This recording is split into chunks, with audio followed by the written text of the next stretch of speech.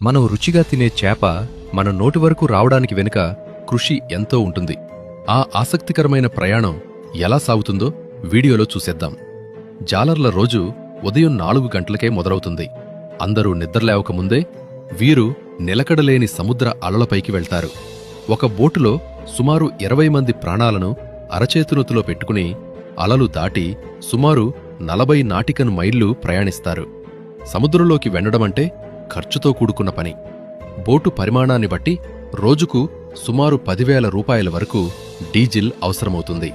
చేపలు పడినా పడకపోయినా ఈ పెట్టుబడి పెట్టాల్సిందే. చేపల వేటలో అత్యంత కష్టమైన పని వలవేయడం, ముఖ్యంగా రింగుల వల. వలవేయడానికి, దానిని సర్దుకోవడానికి ఎంతో ఏకాగ్రత కావాలి. చేపలు గంటకు 150 కిలోమీటర్ల స్పీడ్లో వెళ్తాయి. వాటిని చేజి చేసి వలవేయాలి. ఒకసారి వల వేశాక దానిని లాగడానికి సుమారు 3 గంటల సమయం పడుతుంది.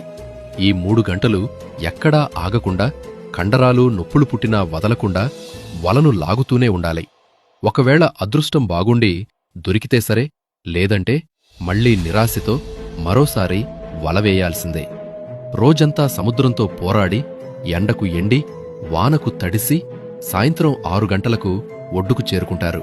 ఒడ్డుకొచ్చిన చేపల్లో వ్యాపారస్తులకు అమ్ముతారు. అక్కడ్నుండి చేపలు పాడవకుండా ఉండటానికి ఐస్ బాక్సుల్లో స్టోరేజ్ చేస్తారు.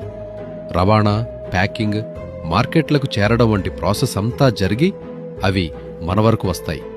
చేపలు తింటే ఆరోగ్యానికి ఎంత మంచిదో, అవి మన వరకు రావడానికి మత్స్యకారులు పడే కష్టం అంతకంటే ఎక్కువే ఉంటుంది. వారి జీవితాల్లోని కష్టాన్ని గుర్తించినప్పుడు మనం తినే ప్రతి చేప మొక్క వెనక ఉన్న విలువ తెలుస్తుంది.